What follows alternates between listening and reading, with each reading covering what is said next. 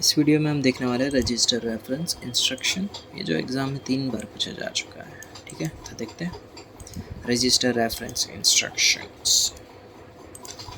ठीक है, तो यहाँ पे हमारा D7I-T3 equals to R common to all register reference instruction. ये आपने ऑलरेडी इंस्ट्रक्शन साइकिल में देखा था, वही है। ठीक है, तो मैं एक और बार दिखा देता हूँ यहाँ पर। ये देखो, ये D7, ये इक्वल्स टू 1 है, इसके लिए सिर्फ D7 लिखा है। और यहाँ पर जो है रजिस्टर के लिए हम बीट जो है आई बीट उसको 0 रखते हैं, इसके लिए यहाँ पे I डैश हो जाएगा। ओके, और ये हमारा T3, ये हमने डिस्क्रीट मैथ्स में पढ़ा था। अगर इक्वल्स टू 0 है तो आप डैश वाला वर्जन लिखो, और इक्वल्स टू 1 है तब आप सिर्फ वही वेरिएबल अल्फ़ाबेट जो है वो लिखो। तो यहाँ पर रजिस्टर रेफरेंस इंस्ट्रक्शन के लिए हमारा क्या फॉर्म हो रहा है, यहाँ पर D7I डैश, क्योंकि यहाँ पे 0 है, और यहाँ पे टाइम हो रहा है हमारा T3, इसके लिए D7I डैश T3। और यहाँ पे हमारा रजिस्टर रेफरेंस इंस्ट्रक्शन जो है वो एग्जीक्यूट होगा, यानी आगे के जो 4 बीट है वो लिखे गए हैं, और बाकी के पीछे के 11 बीट जो है वो हमें ऑपरेशन जो भी परफॉर्म होने वाले हैं वो बताएंगे। IR of I where BI beat in IR 0 to 11 that specifies the operation। 0 से 11 बीट के ऊपर से हमें पता चलेगा कि कौन सा रजिस्टर रेफरेंस इंस्ट्रक्शन ऑपरेशन जो है वो परफॉर्म होने वाला है। अगर CLA है यानी RB11 यानी B11th बीट के ऊपर अगर आपको 1 दिखता है तो फिर कौन सा ऑपरेशन परफॉर्म होगा, क्लियर द एक्यूमुलेटर B11। ठीक है, ये भी अगर याद नहीं होगा तो देख लेते हैं। ओके, मैं यहाँ पे पार्ट कर देता हूँ तो समझ में आ जाएगा। ये 15 बीट था, ये हमारा 12 बीट था, और ये हमारा 11th बीट था। और यहाँ पे देखो, यहाँ पे 1 है, तो यहाँ पे कौन सा ऑपरेशन परफॉर्म हो रहा था, हमारा CLA। फिर ये 1 जो है यहाँ पर चले जाएगा, फिर यहाँ पर ऐसे ऐसे आगे बढ़ते जाएगा, शिफ्ट होते जाएगा। वैसे वैसे हमारे यहाँ पर ऑपरेशन जो है वो चेंज होते जा रहे थे, सेम वही चीज़ है। तो इसके लिए मैंने यहाँ पे RB11 इक्वल्स टू CLA कहा था। ठीक है, ओके, तो B11 पे क्या होगा, हमारा एक्यूमुलेटर जो है वो पूरा क्लियर हो जाएगा। तो हम क्या करेंगे, एक्यूमुलेटर को पूरा 0 कर देंगे, इसके लिए 0 to accumulator, that is clear the accumulator. Next है हमारा CLE यानी E फ्लिप फ्लॉप था ना हमारा, उसको हम क्लियर कर देंगे। और यहाँ पर भी हम शिफ्ट राइट, ठीक है, शिफ्ट राइट यानी 1 जो है वो राइट में चला गया, इसके लिए यहाँ पर 11 बीट से जो 1 है वो 10th बीट पर चला गया, इसके लिए यहाँ पे 10। अब यही ऐसे ही ये बीट नंबर जो है वो डिक्रीज़ होते जाएगा, 9, 8, 7, 6। ठीक है, तो बार बार मैं नहीं कहूँगा। ठीक है, तो यहाँ पे हम क्या करेंगे, E को 0 कर देंगे, that is clear the E flip flop. अब है CMA, तो ये क्या होगा, RB9 यानी complement the content of AC, यानी AC का जो भी कॉम्प्लीमेंटेड कंटेंट है उसको आप एक्यूमुलेटर के अंदर स्टोर कर दो। ओके, नेक्स्ट है complement the E flip flop. यहाँ पे हम क्या करेंगे, RB8, और यहाँ पे जो भी E का बीट है अगर 0 है तो 1 कर दो, 1 है तो 0 स्टोर कर दो, that is complement the E।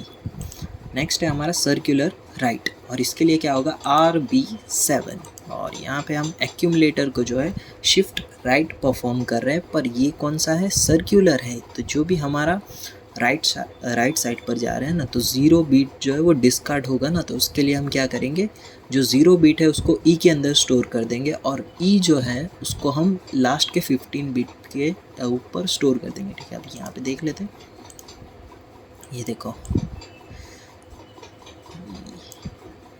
इसके थोड़ा अजीब सा ड्राइंग हो गया, समझ जाना।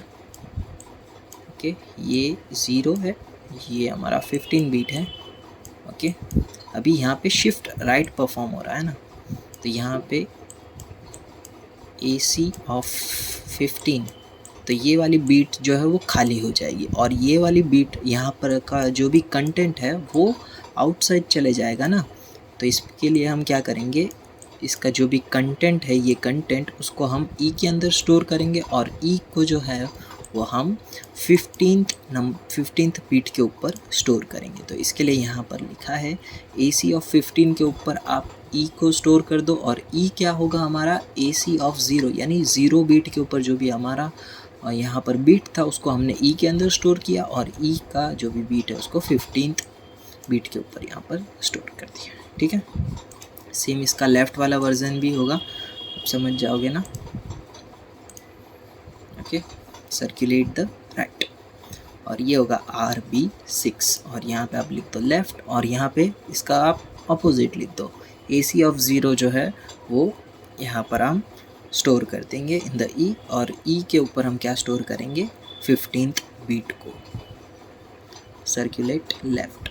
इंक्रीमेंट, अब क्या आया है इंक्रीमेंट, तो यहाँ पे होगा हमारा RB5, यानी जो भी हमारा एक्यूमुलेटर का कंटेंट है उसको आप +1 कर दो, दैट इज़ AC +1, और फिर वापस AC के अंदर स्टोर कर दो, increment AC। Skip if the AC is positive, यानी SPA, तो इसमें आएगा हमारा RB4।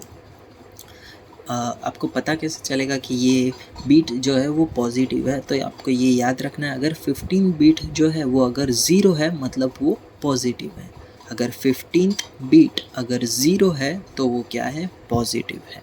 Then increment the program counter, यानी स्किप कर देना है एक इंस्ट्रक्शन।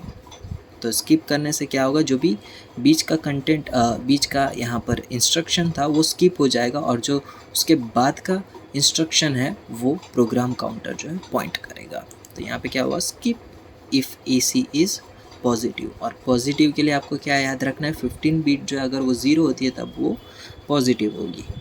अब है स्किप इफ़ नेगेटिव, अगर एक्यूमुलेटर का जो भी 15 बीट है वो इक्वल्स टू 1 है, इक्वल्स टू 1 यानी नेगेटिव है, तो फिर आपको क्या कर देना है, इंस्ट्रक्शन को जो है स्किप कर देना है, skip if AC is negative. अब है स्किप इफ़ AC इज़ 0, अगर एक्यूमुलेटर का जो भी कंटेंट है वो पूरा आपका 0 है, एक्यूमुलेटर का पूरा कंटेंट जो है वो अगर आपका 0 है तो फिर आपको जो भी इंस्ट्रक्शन है उसको स्किप कर देना है थ्रू PC+1। और सेम E बिट के लिए यानी E फ्लिप फ्लॉप के लिए भी वही होगा RB1, अगर आपका E इक्वल्स टू 0 है तब आपको प्रोग्राम काउंटर इंक्रीज करके स्किप कर देना है इफ़ E इज़ 0। और लास्ट आता है हमारा हॉल्ट, इसमें आएगा RB0, और इसमें हम क्या करेंगे, एक फ्लिप फ्लॉप होता है स्टार्ट स्टॉप फ्लिप फ्लॉप करके, जो तब इनेबल होता है जब कोई भी इंस्ट्रक्शन जो है एग्जीक्यूट होता है तब वो 1 हो जाता है, और अगर अब हॉल्ट इंस्ट्रक्शन अकर होता है तब हमें क्या करना है, उस फ्लिप फ्लॉप को हमें 0 कर देना है ताकि जो भी प्रोसेस है वो ख़त्म हो जाए, यानी जो इंस्ट्रक्शन एग्जीक्यूट हो रहा है वो वहीं के वहीं रुक जाए, that is halt the computer. तो ये था हमारा रजिस्टर रेफरेंस इंस्ट्रक्शन।